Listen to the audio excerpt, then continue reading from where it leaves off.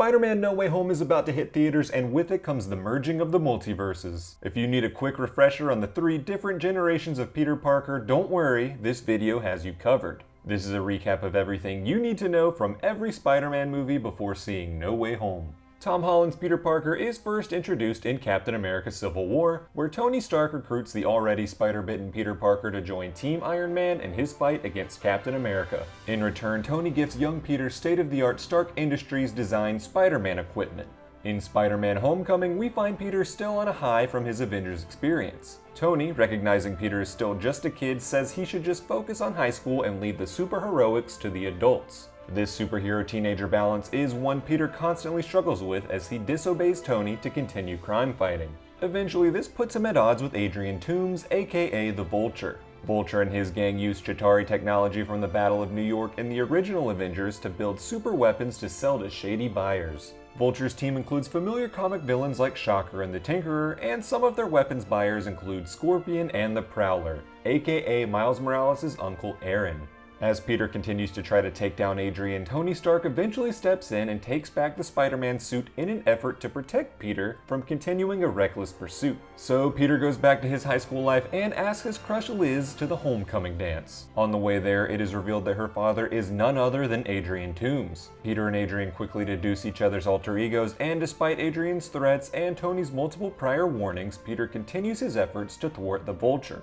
This all culminates in a battle near Coney Island between Vulture and Peter wearing a makeshift Spider-Man suit. Peter ultimately defeats Adrian and spares his life, resulting in Adrian's arrest. Adrian's wife and daughter Liz then move away. Peter goes back to school, and it's revealed that one of his classmates, Michelle, likes to go by MJ. Do you get it? In a post-credit scene set in prison, Scorpion wants info from Vulture on Spider-Man's real identity, but Adrian denies knowing it. As for Peter, his story continues in Avengers Infinity War and Endgame. In Infinity War, he accompanies Tony into space in an attempt to defeat Thanos, but is killed along with half of the universe's population by Thanos' infamous snap. Luckily, the surviving Avengers reverse the snap, bringing all of their lost friends, including Peter, back to life. But what did it cost? Well, Tony Stark's life. In Spider-Man Far From Home, Peter is still mourning the death of Tony Stark and dealing with normal high school problems. He's still crushing on MJ, his best friend Ned is preoccupied with his new girlfriend Betty, he's still being bullied by Flash Thompson, and his Aunt May has entered into a new relationship with Tony Stark's best friend Happy. On a class trip to Italy, Peter and his classmates are attacked by a water elemental, which is defeated by Quentin Beck, aka Mysterio. Mysterio explains that he's a superhero from an alternate reality in the multiverse whose family was killed by elementals and was now in Peter's reality to save it from a similar fate. Mysterio is being assisted by Nick Fury, who gives Peter Tony Stark's glasses, which would allow him to control the artificial intelligence Edith and command an orbital weapon supply. Peter, longing for a normal life, turns down the offer to join Mysterio, gives him Stark's glasses, and returns to his classmates. And that's when it's revealed that Quentin Beck was actually just a vengeful ex-Stark Industries employee working with a team of other spurned former Stark employees. They were using advanced holographic technology and projectors to create the illusion of the elementals and Mysterio's powers to trick the world into thinking Quentin Beck was an Avengers-level superhero. And now they had full control of Stark's array of orbital weapons. MJ eventually discovers that Peter is Spider-Man, and that's not the only thing that's discovered. Peter and his friends uncover the truth about Quentin Beck, so Peter goes to confront the fake superhero. After a fight between the two, Beck is shot and killed by one of the Stark drones. Peter and his classmates then return to New York City, and Peter finally starts a relationship with MJ. But it's not exactly a happy ending for Peter Parker, as while he's swinging MJ around the city on their first date, a news broadcast by J. Jonah Jameson of thedailybugle.net goes out across the city showing doctored footage of Peter's fight with Beck, framing Spider-Man as the villain who caused the innocent hero Mysterio's death. And to top it all off, the broadcast ends with the reveal to the entire world that Peter Parker was Spider-Man. And that's everything that's happened to Tom Holland's Spider-Man so far, but it's not quite the end of the story. We know that in Spider-Man No Way Home, Peter Parker will make a deal with Doctor Strange to make the entire world forget that he is Spider-Man. And that decision will break open the multiverse and bring all of the past Spider-Men and their various villains into the MCU. Here's everything you need to know about those characters. 2002 Spider-Man stars Tobey Maguire as Peter Parker. He's a high school student living with his Aunt May and Uncle Ben. He's best friends with Harry Osborn, he's bullied by Flash Thompson, and he's harboring a crush on Mary Jane Watson. During a school trip to a genetics lab, Peter is bitten by a radioactive spider that gives him superpowers. He has accelerated reflexes, increased strength, he can climb walls, sense danger, and even shoot webs from his wrist. Peter uses his newfound abilities to beat up school bully Flash, causing Uncle Ben to give him the infamous "with great power comes great responsibility" speech. When Peter fights in a wrestling match to win some money to buy a car, the fight promoter cheats him out of his winnings. And when a thief robs the promoter, a spiteful Peter allows the thief to escape. The thief then goes on to kill Uncle Ben, causing great distress to the guilty Peter. After graduating high school and feeling inspired by his late uncle's words, Peter decides to use his newfound powers to fight crime as the masked hero Spider-Man. Peter also gets hired by Daily Bugle editor J. Jonah Jameson to take pictures of Spider-Man, which Jameson uses to discredit the hero. As Peter is becoming a hero, Norman Osborn, the father of Peter's best friend Harry, is becoming a villain. Norman is the head of the scientific corporation Oscorp, which is developing advanced military equipment and performance-enhancing chemicals. When Norman tests the chemicals on himself, he begins to go insane.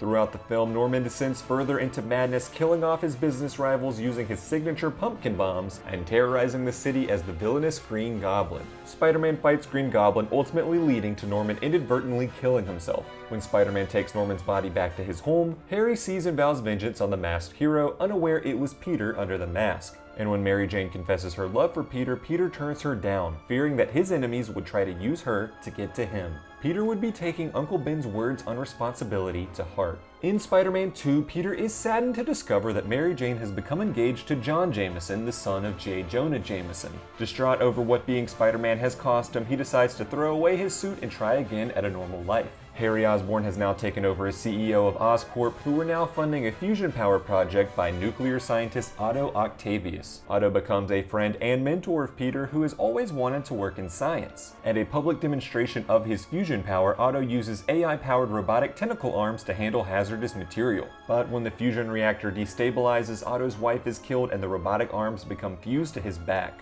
A distraught Otto begins to become more and more influenced and corrupted by his robotic arms and wants desperately to retry his fusion reactor experiments. He begins robbing banks to fund his new venture, and the Daily Bugle dubs him Dr. Octopus. Eventually, Doc Ock turns to Harry for supplies for his new fusion reactor, which Harry agrees to give him in exchange for the capture of Spider-Man. Thinking Peter and Spider-Man are friends, Harry instructs Otto to question Peter about Spider-Man's whereabouts. And so, Doc Ock kidnaps Mary Jane and tells Peter to bring him Spider-Man. This prompts Peter to retrieve his suit and become Spider-Man once again. Doc Ock delivers Spider-Man to Harry, but upon discovering that his best friend Peter was under the mask, he can't bring himself to killing his rival. And so Peter leaves to confront Doc Ock and rescue Mary Jane. Spider-Man confronts Doc Ock at his new waterfront lair. The two fight, and eventually Peter is able to get through to Otto to make him see the danger his unstable new fusion reactor posed. Otto is able to break out of the hold his AI robotic arms have on him and sacrifices himself to destroy the reactor. Peter then saves Mary Jane, and now with the knowledge that he is Spider-Man, she decides to ditch her fiancé on their wedding day to confess her love for Peter. But things will get more complicated for Peter, as Harry has not only discovered Peter's secret identity, he's also discovered his father's secret room containing all of his Green Goblin equipment.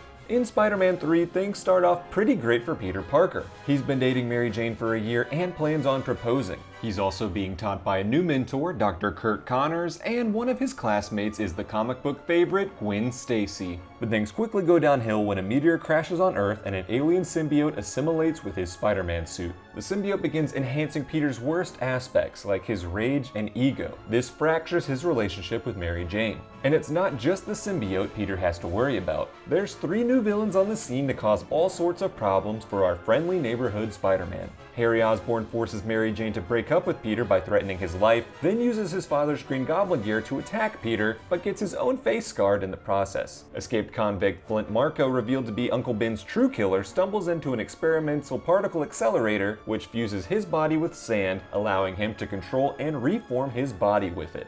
Dubbed the Sandman, Marko begins robbing banks to earn enough money to pay for his sick daughter's much-needed surgery. And when Peter exposes rival photographer Eddie Brock as faking photos of Spider-Man, Brock is fired from the Daily Bugle and forms his own grudge against Peter. When Peter finally realizes that the symbiote is corrupting him, he deduces that sound weakens it and uses the ringing of church bells to help detach the symbiote from his suit.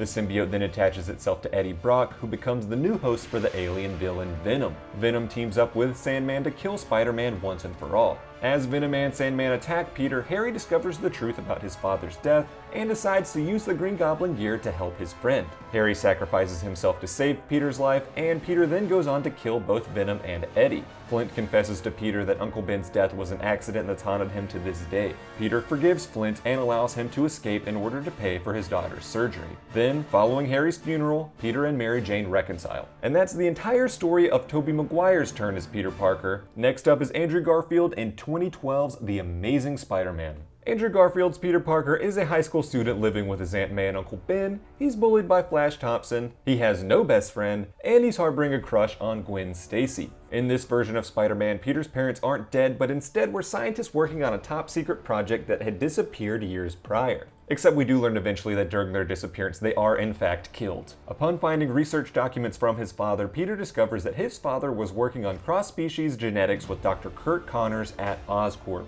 Peter sneaks into Oscorp to discover more and is bitten by a radioactive spider that gives him spider powers. Peter brings his father's research to Dr. Connors, who was missing his right arm, which holds the final pieces needed for Connors' experiments on regenerating missing limbs. Connors has been pressured by Oscorp superiors to expedite his experiments as Oscorp CEO Norman Osborn was dying. Oscorp wanted to begin running human trials of Dr. Connors' newly created serum. Not wanting innocent people to be subjected to the untested serum, Connors decides to test it on himself first and is shocked to discover that his missing right arm actually grows back.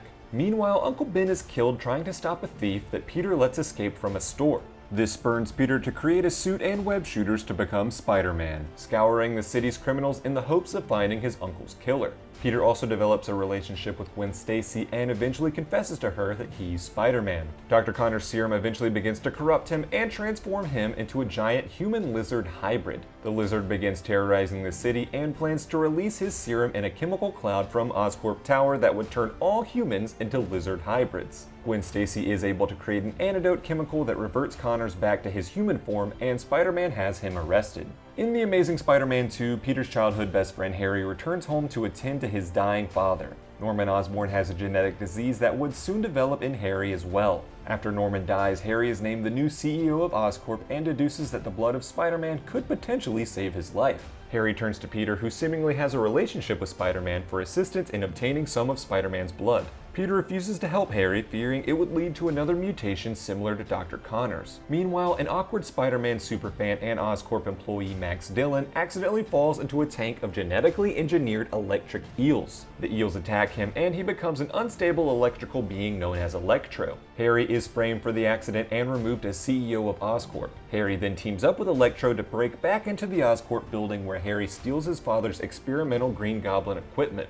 The chemicals made from spider venom accelerates Harry's illness and further corrupts his mind. After discovering that his best friend Peter was in fact Spider-Man, Harry becomes bitter at Peter's refusal to provide his blood and seeks revenge. Spider-Man and Electro fight, resulting in Peter and Gwen overcharging Electro's body with electricity, killing him. Harry then kidnaps Gwen and takes her to the top of a clock tower. Peter defeats Harry, but Gwen falls from the top of the tower. Peter uses his web to catch Gwen, but the web stretches and Gwen's head slams into the ground, killing her. A distraught and guilt-ridden Peter then quits his role as Spider-Man. As months pass, Peter reflects on Gwen and realizes she would have wanted him to continue on as Spider-Man. And so, when a Russian thug in a rhino mech suit begins rampaging through the city streets, Peter Parker suits up once again as Spider-Man to protect the people of New York City. And that's everything that's happened in every single Spider-Man movie so far. Let me know your favorite Spider-Man movie in the comments below. Who's your favorite actor so far to play Peter Parker and Spider-Man? And what are you most looking forward to seeing when they all cross paths in No Way Home? Like this video if you found it helpful. Subscribe to this channel for more content like it. And that does it for me in this video, but I'll see you in the next one.